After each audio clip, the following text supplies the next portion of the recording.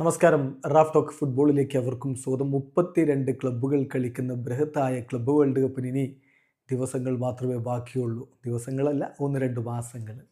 അടുത്ത ജൂൺ മാസം മധ്യത്തോടു കൂടിയാണ് USA ആ ടൂർണമെൻറ്റ് ആരംഭിക്കുക. അതിനുള്ള എല്ലാ ടീമുകളുടെയും ക്വാളിഫിക്കേഷൻ തീരുമാനമായതും ഫിക്സർ നിർണയമൊക്കെ കഴിഞ്ഞതുമാണ്. അതിനുശേഷമാണ് മെക്സിക്കൻ ക്ലബ്ബായ ക്ലബ് ലിയോണിനെ ഫിഫ ടൂർണമെൻറ്റിൽ നിന്ന് പുറത്താക്കിയത്. അതായത് ക്ലബ് ലിയോണിൻ്റെ ഓണർഷിപ്പും പച്ചൂക്കയുടെ ഓണർഷിപ്പും ഒരേ ഗ്രൂപ്പിനാണ് എന്ന് കണ്ടെത്തിക്കൊണ്ട് ഒരേ ഓണർഷിപ്പുള്ള 2 ക്ലബ്ബുകൾക്ക് കളിക്കാൻ പറ്റില്ല എന്ന റൂൾ വെച്ചുകൊണ്ടാണ് ക്ലബ് ലിയോണിനെ പുറത്താക്കുന്ന തീരുമാനം ഫിഫ അറിയിച്ചത്. ക്ലബ് ലിയോൺ എന്തായാലും ഇതുമായി ബന്ധപ്പെട്ട് CAS പരാതിയുമായി പോയിട്ടുണ്ട്. ഇനി കോടതി വിധി എന്താണെന്ന് നോക്കാം. പക്ഷേ അങ്ങനെ ക്ലബ് ലിയോണിനെ പുറത്താക്കിയപ്പോൾ പലരും വലിയ മനപ്പായസം ഉണ്ടിരുന്നു.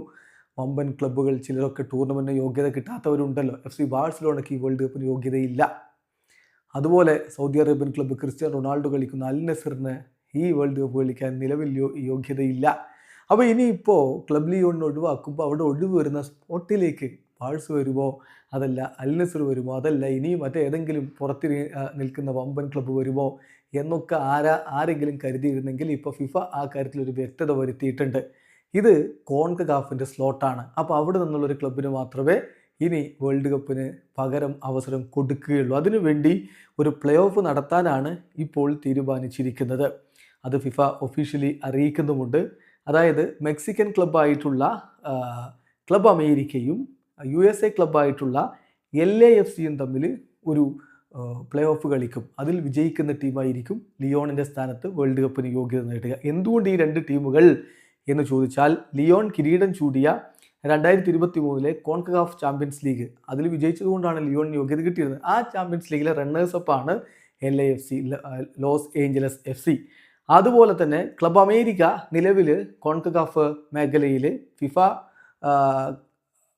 റാങ്കിങ്ങിൽ തലപ്പത്ത് നിൽക്കുന്ന ടീമാണ്. അപ്പോൾ അവർ തമ്മിൽ ഒരു മത്സരം കളിച്ചിട്ട് അതിൽ വിജയിക്കുന്നവർക്കാണ് അവസരം കൊടുക്കുക. അല്ലാതെ യൂറോപ്പിൽ നിന്നുള്ള ബാഴ്സലോണക്കോ AFCയിൽ നിന്നുള്ള അൽ നസറിനോ ഒന്നും അവസരം ഉണ്ടാവില്ല. കോൺകകാഫ് മേഖലയിൽ നിന്നുള്ള ടീമിന് തന്നെയായിരിക്കും അവസരം. ഇപ്പോൾ ഒഫീഷ്യലായിട്ട് ഫിഫ ഇക്കാര്യം അറിയിച്ചിട്ടുണ്ട്.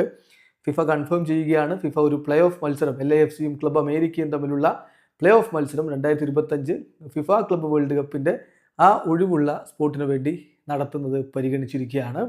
ഈ ഡിസിഷൻ ഇനി ഫിഫയുടെ അപ്പീൽ കമ്മിറ്റി എടുത്ത ആ തീരുമാനം, അതായത് ക്ലബ് ലിയോണിനെ ഒഴിവാക്കാനുള്ള തീരുമാനത്തിൻ്റെ പിന്നാലെ വന്നതാണെങ്കിലും എന്താണ് കോടതി വിധിക്കുന്നത് എന്നനുസരിച്ചായിരിക്കും മുന്നോട്ട് പോവുക.